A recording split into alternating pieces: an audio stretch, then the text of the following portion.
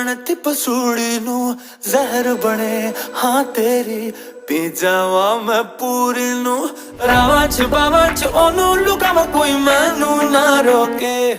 ਮੇਰੇ ਢੋਲ ਜੁਦਾਈਆਂ ਦੀ ਤੈਨੂੰ ਖਬਰ ਕਿਵੇਂ ਹੋਵੇ